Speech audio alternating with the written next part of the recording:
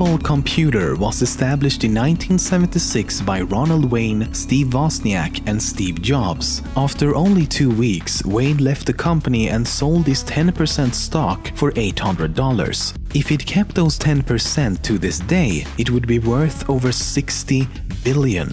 A few months after Wayne's departure, Apple released the Apple I. Steve Wozniak developed and designed both the hardware and operating system. In fact, the Apple I was the first time in history that the character displayed on a TV screen was generated by a home computer. Only a year later, Wozniak developed the Apple II, the first PC with color. In 1984, Apple launched the first Macintosh. In 1985, something interesting happened. A power struggle developed between Jobs and then CEO John Sculley. As a result of this, Apple's board of directors removed Jobs from his management duties, which in turn led to his resignation from the company the same year. After Jobs left, Apple would struggle financially for many years to come. Meanwhile, Jobs founded a new company called Next. Next released a couple of PCs, but most importantly, developed software like NextStep and OpenStep. These would later on serve as the building blocks for Mac OS X. Because of Next's continued growth and Apple's continued financial failures, Apple actually purchased Next in 1996, and as part of the agreement, Steve Jobs returned to Apple. Once he was back at Apple, Jobs began restructuring the company's product line, and products like the iMac G3, Mac OS X, iTunes, and most importantly the iPod were all released. The iPod was a major success, which in turn led to the company changing its name from Apple Computers Inc. to simply Apple Inc. In 2007, Apple released the iPhone and has since become the most valuable brand in the world. Almost every advertisement and all promotional material for Apple's products has the time set to 9:41 a.m. This is because on the 9th of January 2007 at 9:41 a.m., Steve Jobs unveiled the iPhone to the public. Nowadays, it's easy to take things for granted, especially technology. We use things every day without really thinking about it. For example, when was the last time you thought about the origin of rounded rectangles? In 1981, Apple employee Bill Atkinson came up with a new algorithm to draw ovals and circles on the Macintosh. But Steve Jobs wasn't impressed. He wanted something more. He wanted rectangles with rounded corners. Bill said it would be almost impossible and impractical, but Jobs insisted. So the very next day, Bill came up with a new algorithm that could draw rectangles with rounded corners just as fast as regular rectangles. He simply called them RoundRects. But even though Apple wasn't the first to use this sort of primitive, they are certainly responsible for its use in more or less every user interface ever since.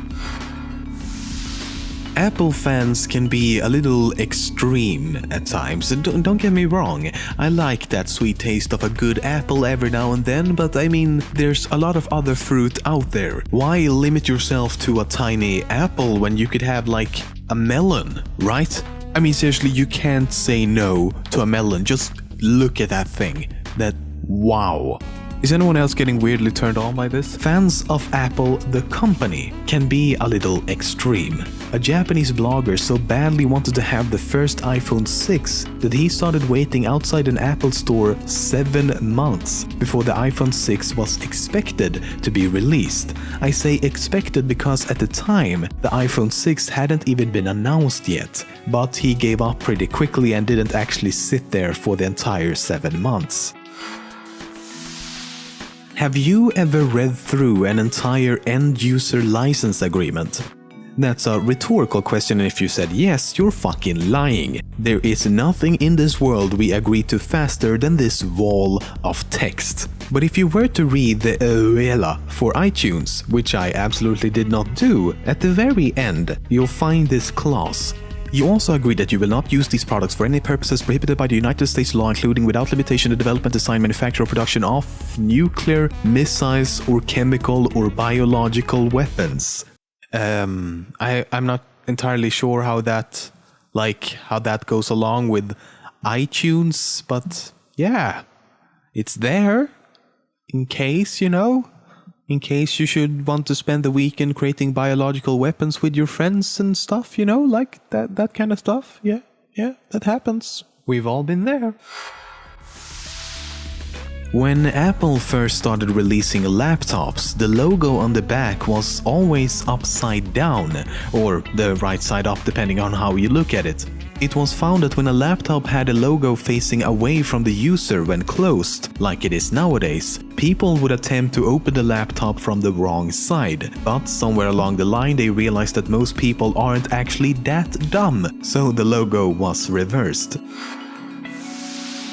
With the release of the App Store in 2008, mobile gaming has become a pretty huge hit to say the least. Still, if you're a gamer, Apple products usually aren't your first choice. No offense to any Apple fans watching this, but it's quite uncommon to see the Apple logo on new game releases. However, once upon a time, Apple actually made a video game console. It was called the Apple Pippin and was released in 1995 in Japan and the US. It was supposed to compete with Sega Saturn, Sony PlayStation and the Nintendo 64. There was only one slight problem: it failed miserably. It had a price tag of $599 and only sold around 42,000 copies. But the biggest issue was that the US version only had 18 games.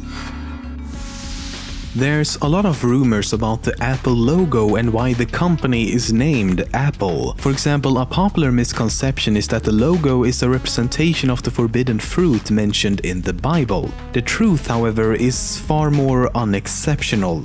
Both Steve Jobs and Steve Wozniak have said that the name Apple was randomly chosen because of its simplicity and as they couldn't come up with a better name. At the time, personal computers were not that common, so they wanted a name that was easy to understand and not intimidating to the average person. The logo was also chosen because of its simplicity. At the very beginning though, they actually used a logo featuring Isaac Newton sitting under an apple tree. But this was changed because it would be unrecognizable in small print. When they changed the logo to the current design, they considered using a logo with or without the bite, but in the end the logo with the bite was chosen to make smaller versions indistinguishable from a cherry. Everything you say to Siri is recorded, sent to Apple, analyzed and then stored for 2 years. And don't act surprised, it's all there in that wall of text you absolutely read before clicking accept, right? I mean, you did that, right? No, but seriously, in this day and age when privacy is becoming more and more a thing of the past, it's sadly not that much of a surprise anymore. So next time you talk to your phone, know that it's someone's job to sit and listen to everything you say.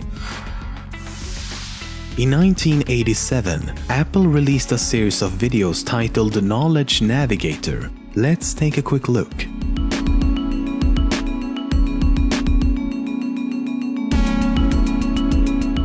It's a pretty amazing coincidence that exactly 20 years later, Apple would unveil the iPhone with more or less the same touch technology shown in the video. But that's not why I showed you this. Let's look at it again.